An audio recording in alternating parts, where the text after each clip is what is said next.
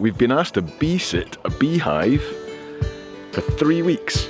Now, I know nothing about bees and I've never been near a beehive in my life, so what could possibly go wrong?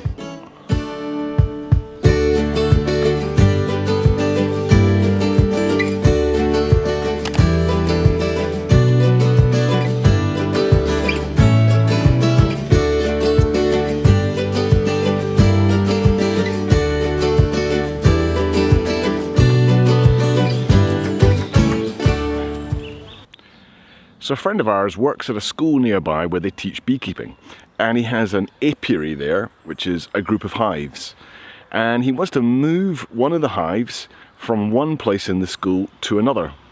And apparently you can't move hives a distance more than 3 meters without the bees getting really confused and going back and sort of hanging out where the original hive was.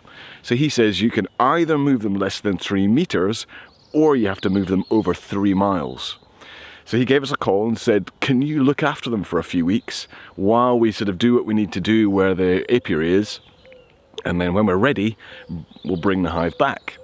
We're obviously more than 3 miles away from that original site, so the bees can come here, they get used to their new home for a few weeks, and then when time is up, they can go back and be re-established.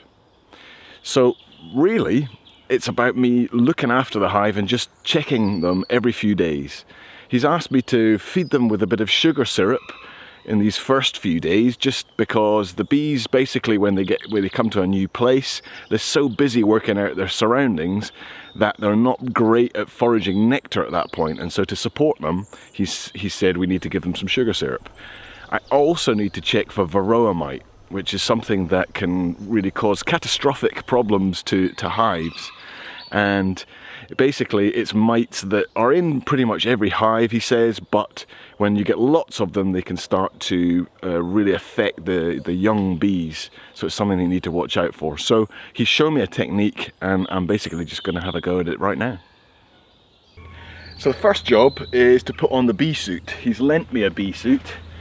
This one has an attached hood, but he's also given me a separate hood that you can use apparently if you don't want to wear the whole suit. He says that for what we're doing here, because we're not actually cracking the whole hive open, you can actually just wear the hood, but I think we'll put on the proper suit.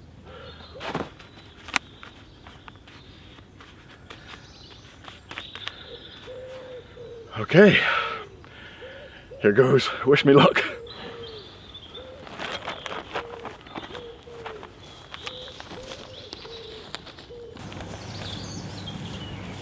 So apparently we have to approach from the side of the hive, not the front. You can see them all going in and out. They're certainly busy. Now they're going to start taking a notice of me. So the first thing I'm going to do is I'm going to check whether they need more sugar syrup. And that's in the top of the hive.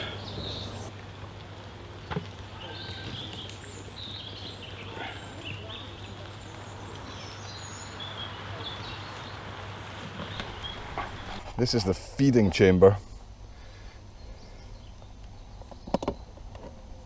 And I can take the lid off. And you can see that there's no syrup left in there, so I'm going to have to feed them some. I can see the bees all around me now.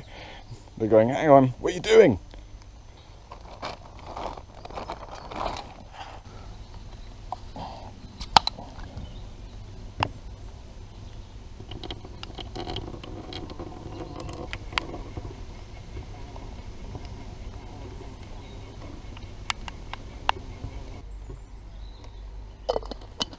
So that's starting to fill up now. You can see that there's just some bees and they can reach down to a tiny little gap where the liquid is, but they can't get through that. But they're all starting to come out of the hive now in the top there and feed on the syrup. So I've got to keep filling this up just really slowly so that I don't drown any of them, but so there's plenty for the next few days.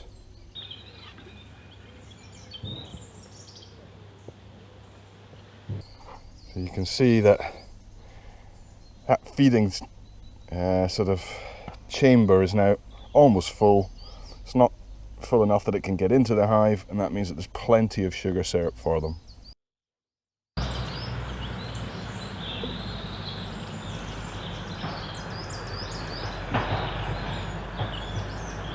Right, seem happy? Okay. Put the lid back on. Checked everything's fine. All looks as it was. Nice and gently put the lid back on. Next thing I've got to do is I've got to check for varroa mites. And the varroa mites, basically, as they live and then they die, they drop onto a little tray in the bottom of the hive. So what I'm going to do is I'm going to pull that tray out and just have a look and do a bit of an inspection of the tray and see if I can see any. And if there's more than 3 or 4 of them, then there's an infestation starting to happen and I need to let them know.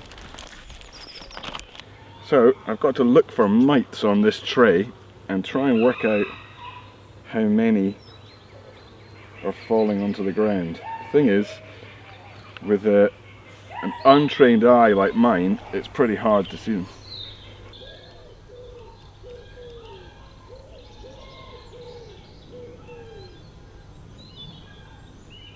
Ah, I found one. It's like a brown,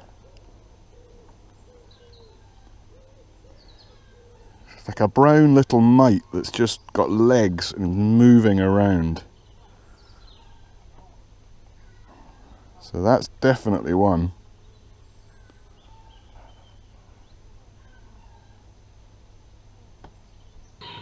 So far I've seen 2 of them, which he said was about normal. I haven't checked this for 3 days, and he said that 2 to 4 during that sort of time is absolutely fine. They are hard to spot, particularly through this gauze. It's really hard to see, and I don't exactly know what I'm looking for, but anyway, I'm pretty sure that I've seen a couple of them, but I'm not seeing lots and lots of them, and so therefore I think that's pretty good. Happy with that. Okay, fine. So next thing I need to do is I need to clean the tray that I've just brought out, and that's what we use the scrapey tool for, and I'm just going to scrape that off. That was a wasp.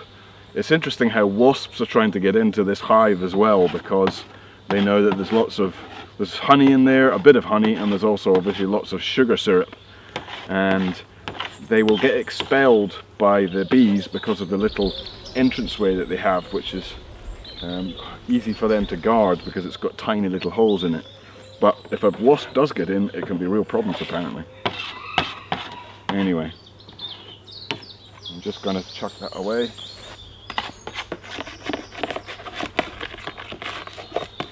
And then I'm just going to stick that back in the back of the hive. Somebody's showing a lot of interest. Thank you. I don't want to squish anyone.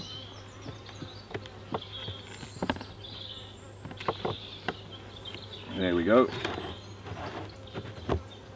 Great. There we are. So I've added sugar syrup and I've checked the tray for varroa mites. All's good. Everything seems to be happy. So I'm going to leave them to it.